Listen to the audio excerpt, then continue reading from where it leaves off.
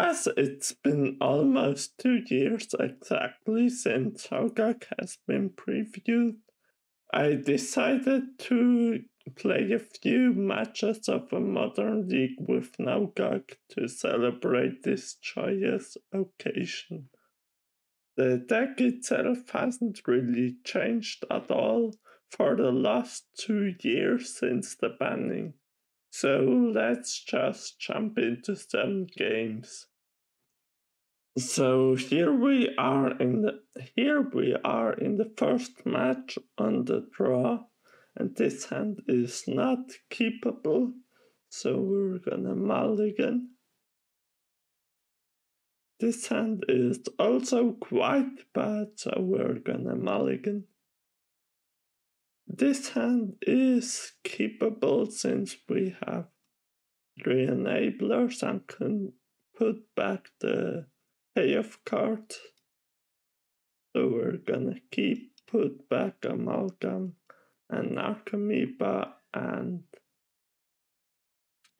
probably start by fetch shocking for Watery Grave and casting Supplier.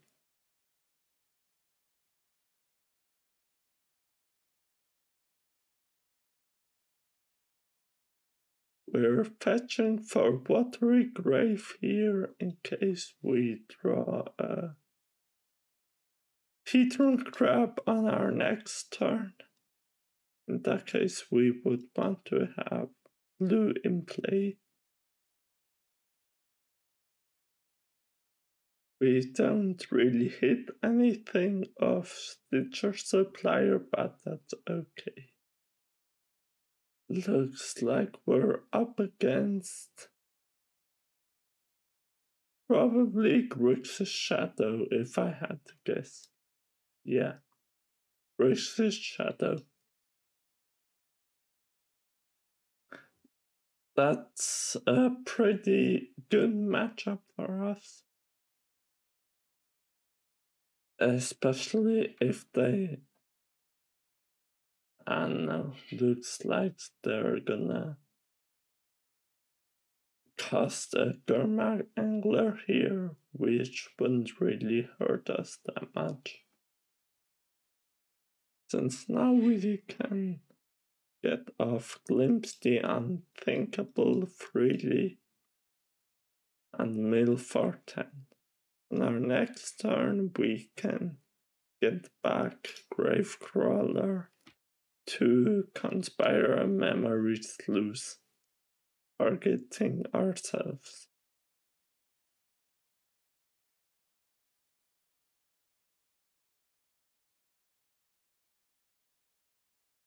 They dismember our guy, but that doesn't really matter since we hit Narcomoeba.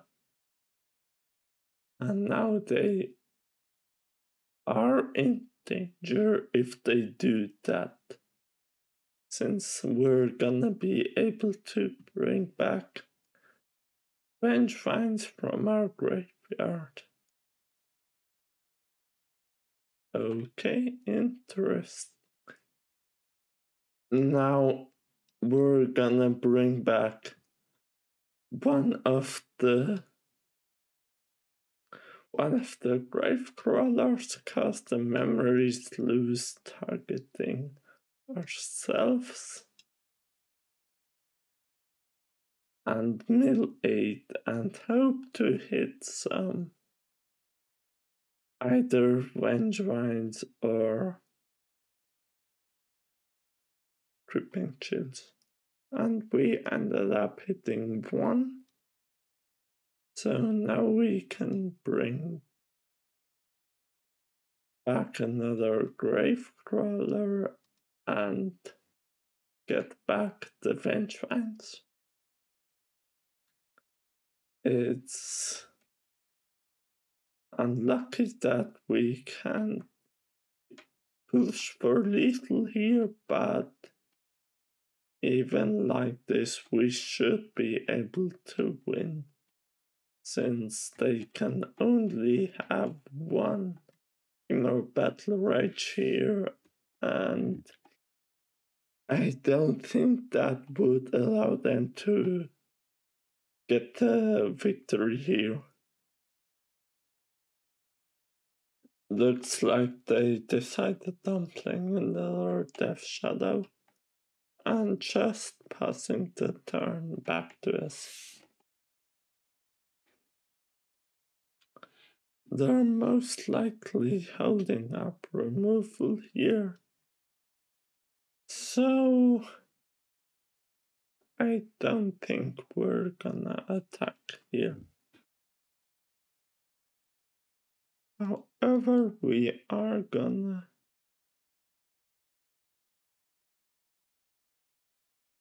I think we are gonna grow our carrion feeder by sacrificing bench vines and price amalgam since we can get them back. I'm not gonna sacrifice all the price amalgams because we need some blockers. And I'm gonna just play it patient and wait out until we draw some kind of big mill card that allows us to win the game directly. Since it would be too dangerous to just swing and risk lethal on the backswing, as they could block 3 of our creatures here and then have another lightning bolt or fatal push to. Oh wait, fatal push wouldn't actually do it. They would have to have lightning bolt to prevent lethal, but for now I'm gonna just pass back.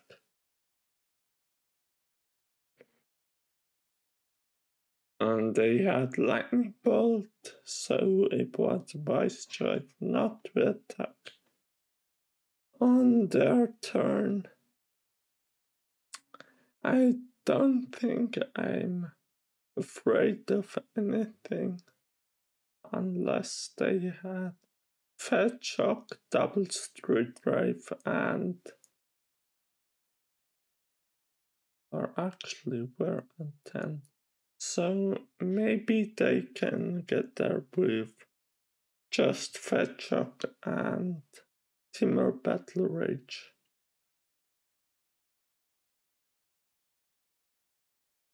Yeah, I think if I have that combination of cards, we're just straight up dead. Looks like they have expressive iteration, so no Timur Battle Rage.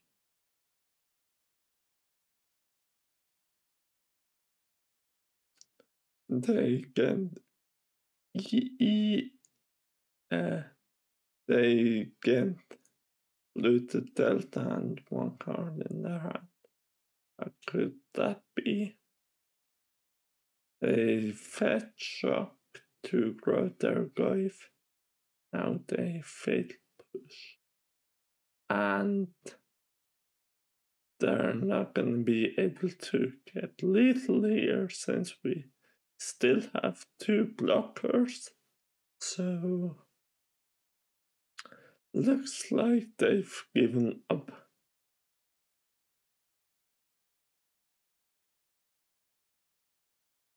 And they attack.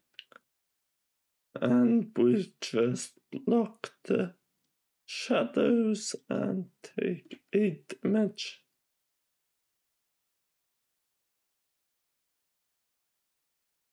Do they have? Yeah. And they concede.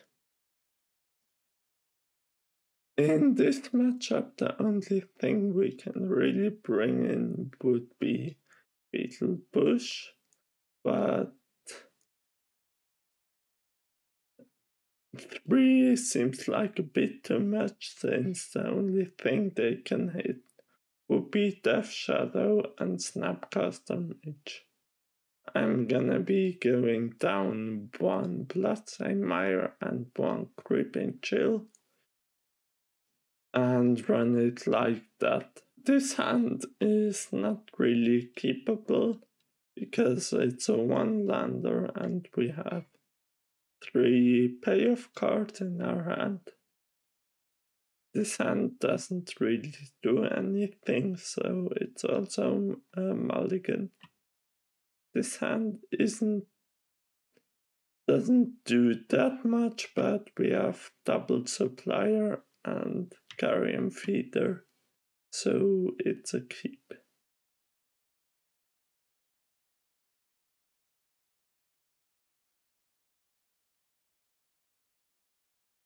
We're most likely gonna lead off with Watery Grave and Supplier.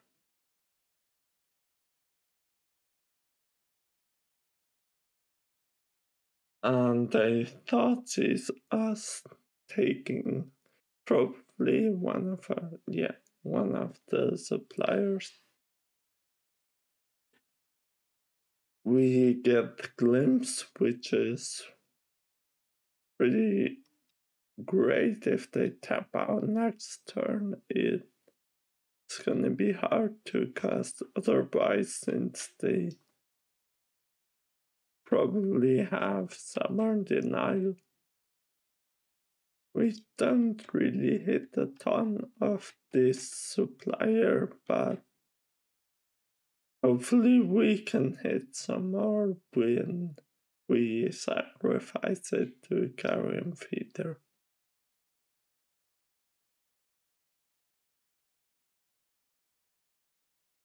Looks like they're gonna be passing here.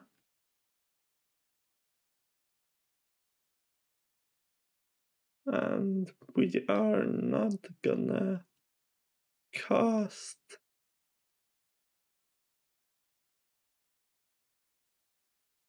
the Glimpse because it would be open to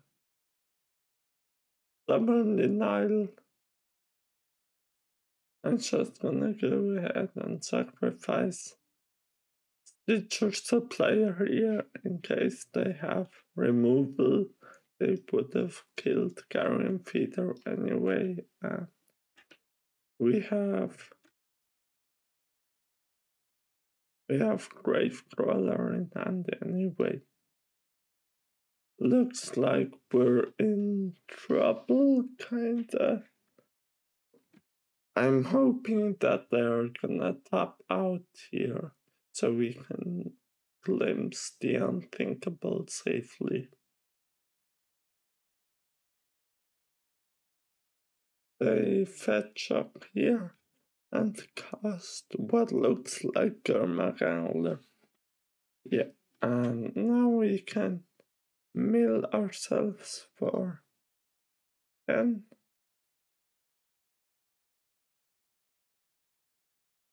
With Glimpse and just past the turn.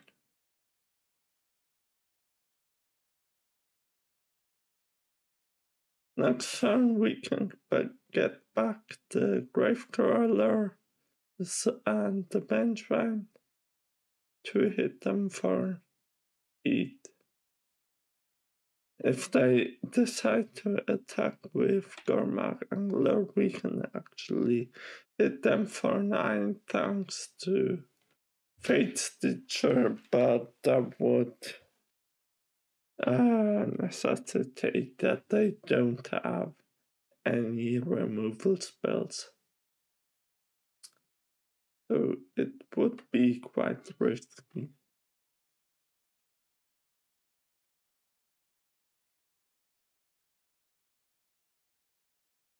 They fetch Shock for Death Shadow.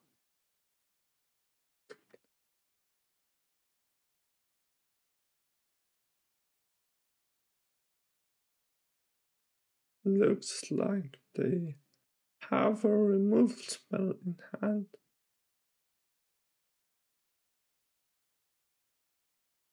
Fatal push wouldn't actually do it. Member would cost them life. So I think we can just bring this guy back. Cast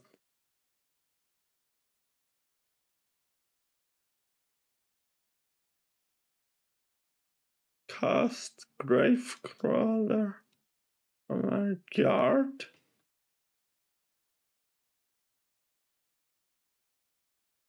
Sacrifice Marsh Flats to get a land.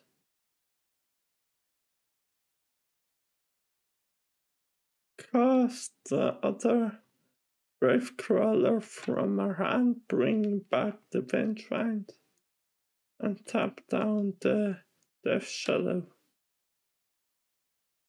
And since they don't have Revolt activated, they can't Fatal Push our Vengevines, and they can't cast Lightning Bolt, so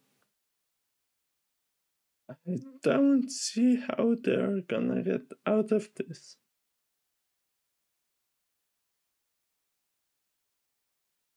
Yeah, and they can see.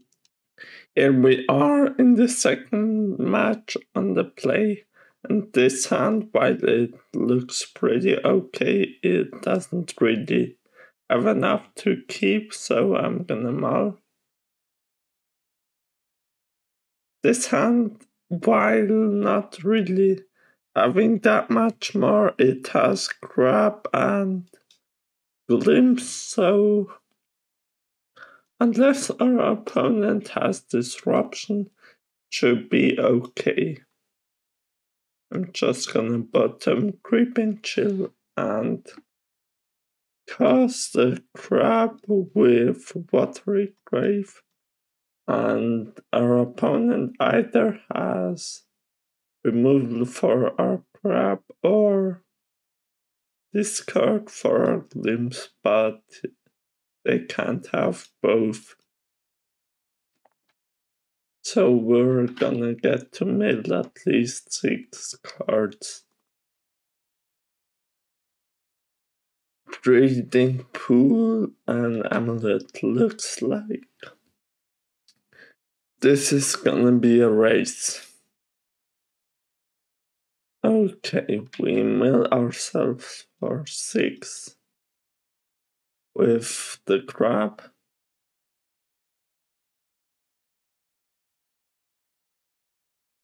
Hitting Vengevine and Creeping Chill.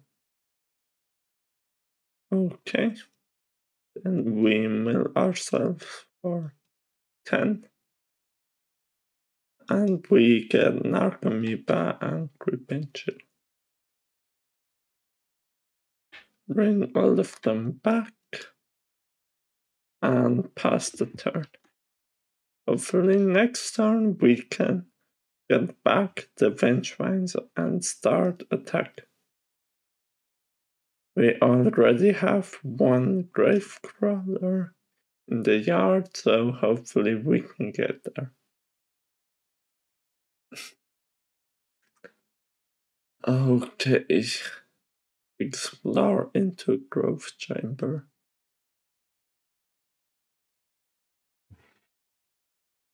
Doesn't look like they're able to do much more, so hopefully we can get there. And fetch again for a overgrown tomb. And mill ourselves for 3 more.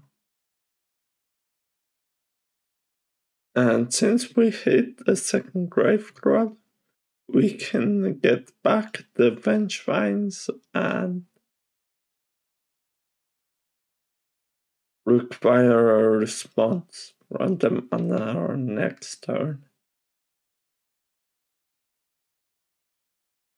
And now we can just swing with the team for a total of 12 damage, which is lethal. And they don't have a respond, so they just concede. Alright, nice turn 3 win. As far as sideboarding goes, I'm torn between Force of Negation and Nature's Claim. I'm leaning towards Force of Negation, but I'm not gonna bring in a ton of them. Maybe just going down a Fate Stitcher and one fetch land. And run it like that.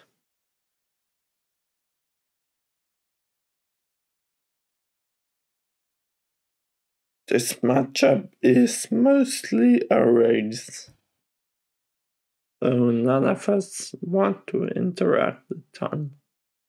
This hand is not keepable, also not a keeper.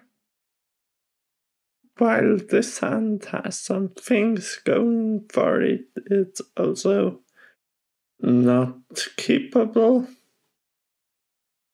This hand is great for what it is. I'm gonna bottom Force of Negation, Narcomoeba, and Stitcher Supplier, and just keep 2 lands and 2 crabs in our hand. If things go well, we can mill ourselves for 12 on the second turn.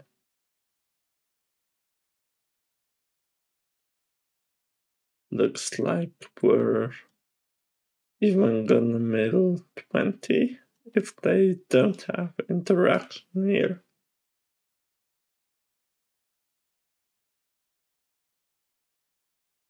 What we want to touch would be Relic of Progenitus right here. Another Amulet also isn't great, because this looks like we're gonna die here.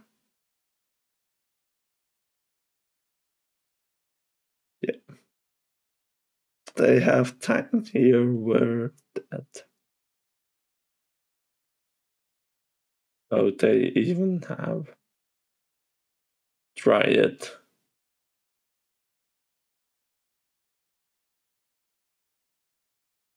And Sounders Pact for 10.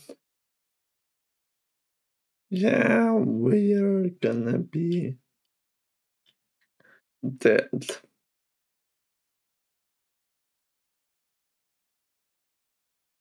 I can give haste to 2 of their creatures, and that's game. Yeah. Okay, well, that was fast.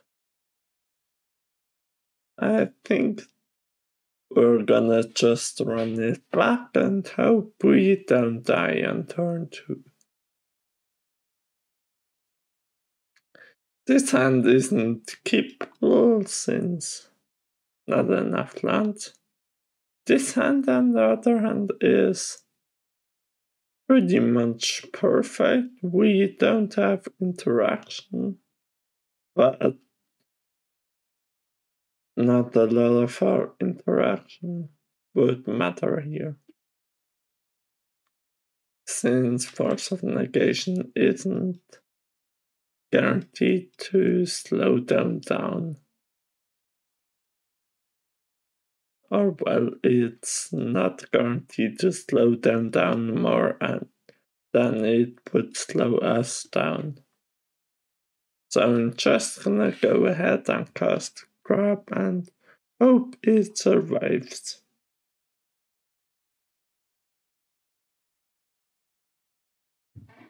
They play Valakut tapped, and we can just mill ourselves with the Grab.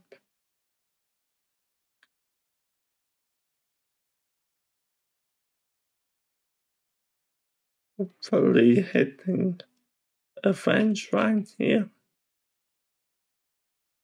Doesn't look like it. And now we cast Supplier for Narcomoeba and Chill. I really would have liked to hit something more substantial here. But oh well. Since we can't really attack, we just have to pass back and hope they are not able to do anything. And the growth chamber, okay. I'm gonna sacrifice Stitcher Supplier here, hoping to get back. Oh well. Hoping to get back an Amalgam. But doesn't look like we'll be able to do that. I'm gonna cast Stitcher Supplier and mill ourselves for 3. And I'm gonna let the Narcomoeba resolve now, since worst case we could get back a second Amalgam we hit of the first trigger. Doesn't look like we're hitting anything, but mill ourselves for 3 more from the crab. Not really anything we can get back, but we can sack 2 carrion feeder, some more, and right now we can attack them for a bunch. 6 damage. I think I'm gonna sacrifice 1 guy more. Now 7, 8. I'm debating whether it's worth it to sack everything, but I think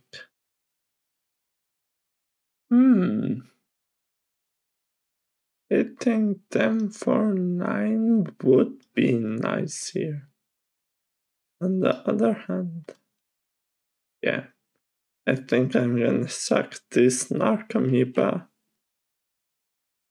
to put them down to 3 life, so they can't land an Amalgam hit them. They have to answer Carrion Feeder, and they would have to answer Hedron Crab, but they can't, so we just win. As far as the deck goes, it's pretty good when it does its thing. It can lose horribly to anything that it's not able to answer with what's in its sideboard. For example, Heliod combo is auto loss for us since we can't interact at all. So looking at the metagame, it's not really great. We can win against most decks, but some are just a hard matchup.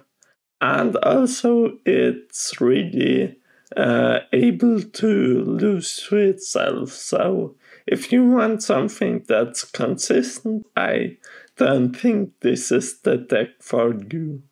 But if you just want to relive the glory days of Hogaak in Modern, you definitely should try it out. And I'm hoping Mother Horizons 2 gives us some new graveyard toy, not on the power level of Hogaak or anything, but hopefully we get something too. That's it for me for now. If you want some more content on Hogaak or any other deck, let me know in the comments. Thanks for watching. Bye.